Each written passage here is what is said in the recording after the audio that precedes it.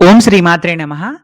పాముల మలవరం క్షేత్రం నుండి మేము డైరెక్ట్‌గా కాకినాడకి వెళ్ళి, కాకినాడ నుంచి మళ్ళీ బస్ తీసుకొని మురమళ్ళ వెళ్ళాము. కాకినాడ నుంచి అమలాపురంకి బసెస్ ఉంటాయి. కాకినాడ బస్ స్టాండ్ నుంచి. మధ్యలో మురమళ్ళ స్టాప్ ఉంటుంది. మురమళ్ళ స్టాప్ అంటే డైరెక్ట్ గుడి దగ్గర దిగరు మీరు. రోడ్ మీద దింపేస్తాడనమాట. మార్కెట్ రోడ్ లాంటి ఒక రోడ్‌లో. అక్కడి నుంచి ఒక 2 కిలోమీటర్స్ నడుచుకుంటూ లోపలికొస్తే మురమల్ల టెంపుల్ అంటే ఎవరైనా చెప్తారు. గూగుల్ మ్యాప్స్ పెట్టుకొనైనా నడుచుకుంటూ వచ్చేయొచ్చు. ఆటోస్ కూడా ఉంటాయి. హైర్ చేసుకోవచ్చు. మురమల్ల టెంపుల్ దగ్గర మీకు ఫ్రీ టాయిలెట్సు, లాకర్ ఫెసిలిటీ ఉంటది. యూజ్ చేసుకోవచ్చు మనం టెంపుల్ వాళ్ళని అడిగి. నీట్‌గా ఉంటుంది మెయింటెనెన్స్ కూడా. ఇంకేదైనా మీరు సేవలేదైనా బుక్ చేసుకోవాలనుకున్నా, కళ్యాణం వాళ్ళైతే ఆల్రెడీ బుక్ చేసుకుంటారు ముందే ఆన్‌లైన్‌లో. అప్పటికప్పుడు అక్కడ ఏదైనా అభిషేకాలు, సేవలేదైనా బుక్ చేసుకోవాలనుకున్నా బుకింగ్ కౌంటర్ కూడా దగ్గరే ఉంటుంది. బయటే గుడి బయటే. అక్కడికి వెళ్ళి ఫ్రెష్ అప్ అయిపోయేసి స్వామి దర్శనం చేసుకున్నాము. ఇంకా అందరు భక్తులేంటంటే కళ్యాణానికి కూర్చోవడానికి రెడీ అవుతున్నారనమాట. మేమైతే ఓన్లీ దర్శనం కోసమే వెళ్ళాము మురమళ్ళలో.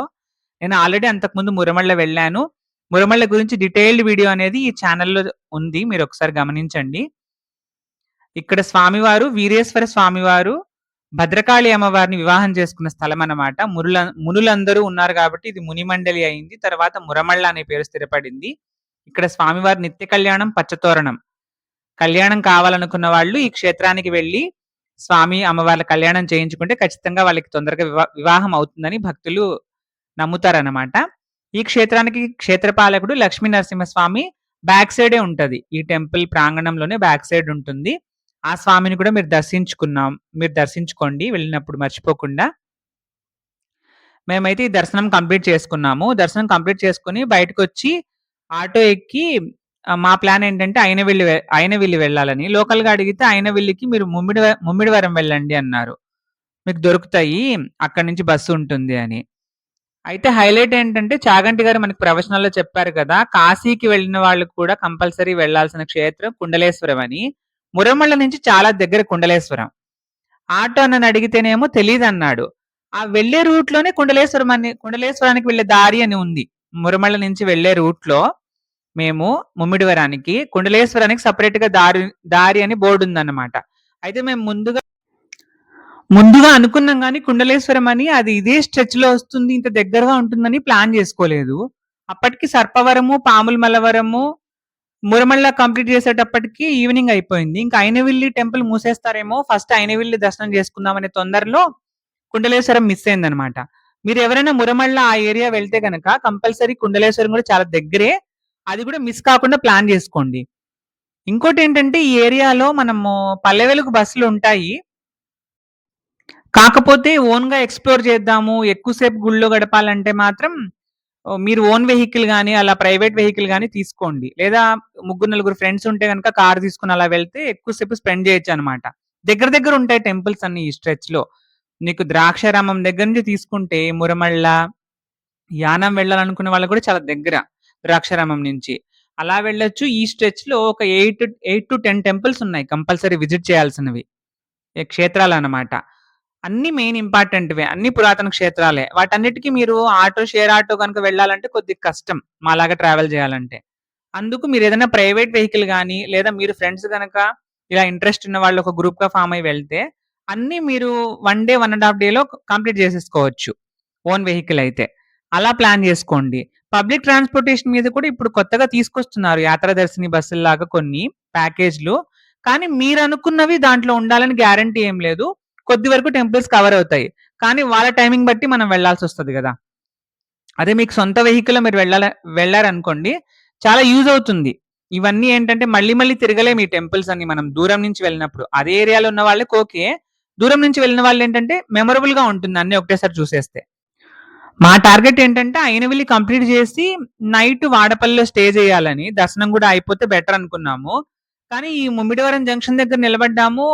ఆటో వాళ్ళు అటువైపు వెళ్ళట్లేదు అయినవెల్లి వైపు. అడిగితే మాత్రం మీరు ఇక్కడే నిలబడండి. ఒక బస్ వస్తుంది. అది తీసుకెళ్తుంది.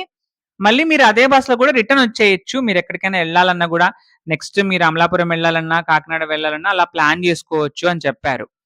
రావులపాలెం గాని ఇలా వెళ్ళాలన్నా ఒక బస్ వస్తుంది మీకు కంపల్సరీ వెయిట్ చేయండి అన్నారు. అక్కడ కొద్దిసేపు టైమయింది. ఇంకా అనుకుంటూ ఉన్నాను మనసులో వినాయకుడిని. దేవుడా! నీ దర్శనానికొచ్చేటప్పుడు నేనేమైనా కొంచెం తొందరగా అయిపోవాలని అనుకున్నానా? అందుకే నువ్వేమన్నా లేట్ చేపిస్తున్నావా అని. తర్వాత బస్సయితే వచ్చింది. కానీ రోడ్డయితే కొద్దిగా చాలా ఇబ్బందిగా ఉంది ఆ రోడ్డు. ముమ్మిడివరం నుంచి అయినవెల్లి వెళ్ళిన రోడ్డు. పర్లేదు టైంకి తీసుకెళ్లారు. అక్కడ టెంపుల్ ఓపెన్ ఉంది. దర్శనం చేసుకున్నాము. బాగయింది దర్శనం. 2, 3 సార్లెళ్ళాము. పెద్దగా జనాలు లేరు. ఇక్కడేంటంటే స్వామివారు స్వయంభూ అని చెప్తారు. అలాగే వ్యాస మహర్షి దక్షిణ భారతదేశం పర్యటన వచ్చినప్పుడు అంటే ఆయన దక్షిణ భారతదేశంలో తిరిగినప్పుడు ఇక్కడ మొట్టమొదటగా వినాయకుడిని ప్రతిష్ఠించారట వ్యాస మహర్షి. అది గూడా స్థల పురాణంలో వస్తుందన్నమాట. దాన్ని మనం డీటెయిల్‌గా ఇంకో వీడియోలో డిస్కస్ చేద్దాం అయినవెల్లి గురించి. మీరు గనక దర్శనానికి మధ్యాహ్నం టైం వెళ్తే అయినవెల్లికి కంపల్సరీ అక్కడ అన్నప్రసాదాన్నయితే స్వీకరించండి. చాలా బాగుంటుంది టేస్ట్ అయితే అక్కడ. నేను లాస్ట్ టైమ్ వెళ్ళినప్పుడు తిన్నాను. ఇప్పుడైతే మేము అర్జెన్సీలో ఉన్నాం గాబట్టి రిటర్న్ వెళ్ళిపోవాలి.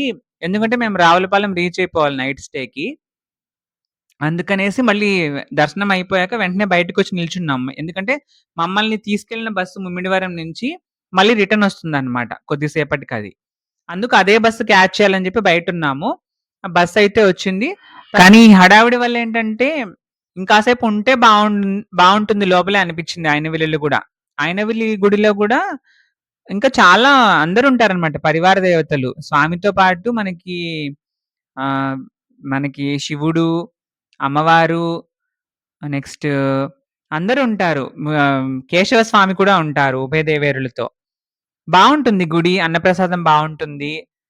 కొద్దిసేపు స్పెండ్ కొంచెం ఓన్ ట్రాన్స్‌పోర్టేషన్ ఉంటే ఇంకొంచెం సేపు ఎక్కువ స్పెండ్ చేసినా మనకేమి ఇబ్బందుండదు. మేమైతే ట్రాన్స్‌పోర్టేషన్ ప్రాబ్లమ్ వల్ల ఇలా ప్లాన్ చేసుకున్నాం గదా!